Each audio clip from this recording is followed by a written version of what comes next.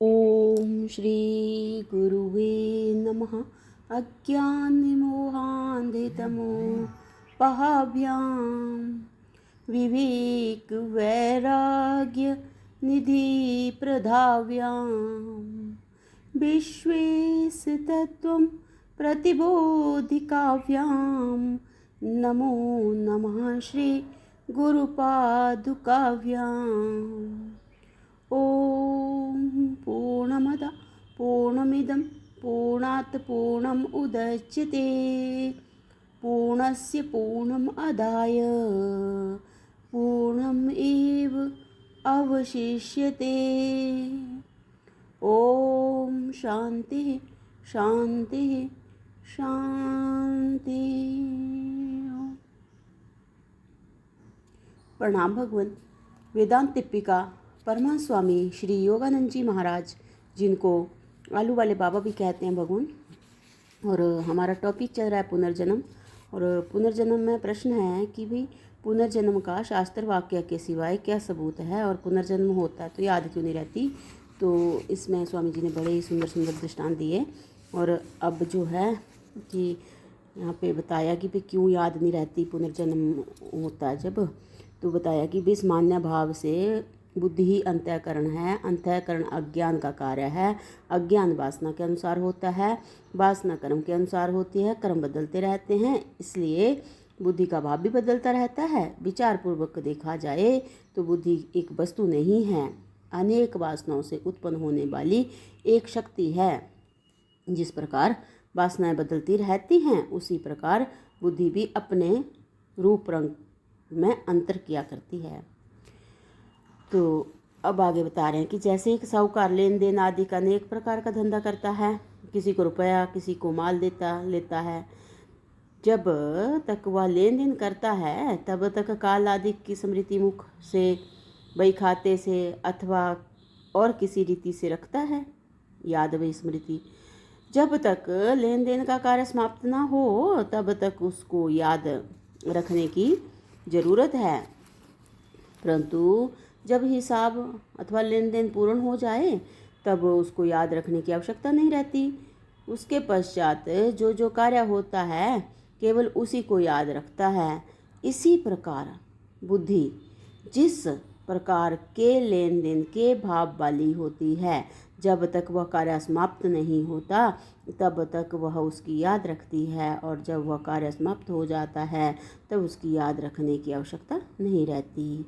दूसरे जिस कार्य की भाव वाली वह होती है उसको याद रखती है, जिसकी शादी होती है उसी का गीत गाया जाता है। तो आगे बता रहे हैं कि भी जैसे शतरंज की एक बाजी पूर्ण होने पर दूसरी बाजी में सब मोहरे अन्य स्थानों को लेते हैं, इसी प्रकार जीवन रूप बाजी में मन बुद्धि चित्त अहंकार शुभ अशुभ कर्म वर्ण जाति संबंध काल आयु भाव अभाव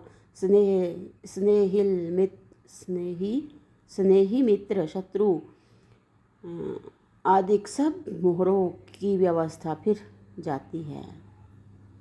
प्रथम जन्म में कर्म करने और भोगने में बुद्धि जिस भाव की थी वह भाव दूसरे जन्म में नहीं रहता, और ही प्रकार का भाव हो जाता है। तब पूर्व की स्मृति बुद्धि में किस प्रकार रहे। जैसे एक स्वप्न में जो जो दृश्य और क्रियाएं होती हैं वे दूसरे स्वप्न में याद नहीं रहती, इसी प्रकार एक जन्म में जो जो संबंध और क्रियाएं होती हैं वे दूसरे जन्म में याद नहीं रहती। स्वप्न और जगत में अंतर ना होने से स्वप्न में होने वाली सब हालातों के साथ में जागृत को भी मिलाया जाए तो उस प्रकार पूर्व जन्म को याद ना रहना हो सकता है। स्वामी जी बता रहे हैं कि स्वप्न और जगत में अंतर ना होने से स्वप्न में होने वाली सब हालतों के साथ में जागृत को भी मिलाया जाए तो उस प्रकार पूर्व जन्म की याद ना रहना हो सकता है। जैसे एक मनुष्य ने एक प्रकार का नशा किया और उसके कारण वह कुछ का कुछ बकने लगा। समय पाकर वह नशा उतर गया। तब उसने दूसरी बार फिर दूसरा नशा कर लिया। प्रथम नशे की तरंग और थी, दूसरे की और थी। प्रथम नशे की तरंग में की हुई बकवाद की स्मृति दूसरे तरीके के तरंग में नहीं रहती। इसी प्रकार एक प्रकार के अज्ञान के कर्मों से बना हुआ शरीर और बुद्धि दूसरे प्रकार के अज्ञान के कर्मों से बने हुए शरीर और बुद्धि समान नहीं होते। इस भिन्नता के कारण वर्तमान जन्म में पूर्व जन्म की याद नहीं रहती। आगे अब फिर से वो बता रहे हैं, मैसिमरिज्म के दृष्टांत में स्मृति रहना दिखाया है। इसका कारण इस प्रकार है कि जिन कर्मों के फल भोगने के निमित्त जन्म होता है उनका सूक्ष्म भाव में अदृष्ट बनता है। जो कोई मनुष्य अन्य जन्म में मुझे इस जन्म की स्मृति बनी रहे, इस प्रकार के तीव्र संस्कार को धारण करे और वे कर्म अति तीव्रता के कारण अदृष्ट में शामिल हो जाएं, तो पूर्व की स्मृति भी कर्म रूप होने से रह सकती है। साहूकार का पुत्र को धन दिखलवाने का तीव्र भाव था। लामा गुरु दृष्टांत में भी इसी प्रकार का कुछ तत्व मिला हुआ है। जो स्मृति रहने से संस्कार को दृढ़ करता है उसे स्मृति रह भी सकती है। तो आगे बता रहे हैं कि भाई लामा गुरुओं को सिद्ध योगी होने के कारण भविष्य जन्म का मालूम होना हो सकता है। यदि योगी पूर्व जन्म जानना चाहे तो सूक्ष्म संस्कारों के ऊपर संयम करने से पूर्व के स्थूल दृश्य को खींचकर जान सकता है। यदि वह दूसरे का पूर्व जन्म जानना चाहे तो उसको भी जान सकता है। मैस्मरिज्म का दृष्टांत किंचित भाग में योग क्रिया से मिलता है। कुछ याद रहने के तीव्र संस्कार प्रारब्ध में दाखिल होने से बाल्यावस्था में स्मृति का रहना संभावित है, परंतु बुद्धि ज्यों संस्कारों में भरती चली जाती है त्यों पूर्व की याद भूलती जाती है।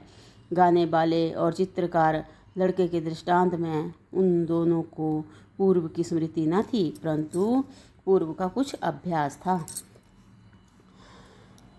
प्रश्न का सारांश उत्तर यह हुआ, अनेक दृष्टांतों से प्रत्यक्ष अनुभव में आया है जिससे पूर्व जन्म की युक्ति द्वारा सिद्ध होती है। स्वामी जी कह रहे हैं कि जो ये अनेक दृष्टांत दिए इनसे प्रत्यक्ष अनुभव में आया है कि जिससे पूर्व जन्म की युक्ति द्वारा सिद्धि होती है। शास्त्र से तो सिद्धि है ही, बुद्धि स्थूल के संबंध वाली होने से रूपांतर वाली होने के कारण विशेष तीव्र प्रयोजन सिवाय स्मृति को नहीं रखती। यदि खास याद रहने के तीव्र संस्कार कर्म स्वरूप में अदृष्ट में दाखिल करें तो याद रहना असंभित भी नहीं है। सामान्य भाव से तो बुद्धि परिवर्तन वाली होने से पुनर्जन्म की याद नहीं रहती। सामान्य भाव से स्वामी जी कह रहे हैं कि सामान्य भाव से जो है वो बुद्धि परिवर्तनशील होने के कारण जो है पुनर्जन्म की याद नहीं रहती। पर हाँ, अगर दृढ़ वो हैं संस्कार हैं और दृढ़ भाव है कि भाई पिछले जन्म को याद रखने का, तो वो स्वामी जी कह रहे हैं वो याद आ सकती है। तो भगवान यहाँ पर जो है वो या हमारा जो पुनर्जन्म वाला जो चैप्टर है ये विराम लेता है। अब अगला जो हमारा चैप्टर चलेगा वो है कर्म का फल। तो इसको हम अगले सत्संग से कंटिन्यू करते हैं। प्रणाम भगवान। ओम शांति ही शांति ही शांति ही। ओम।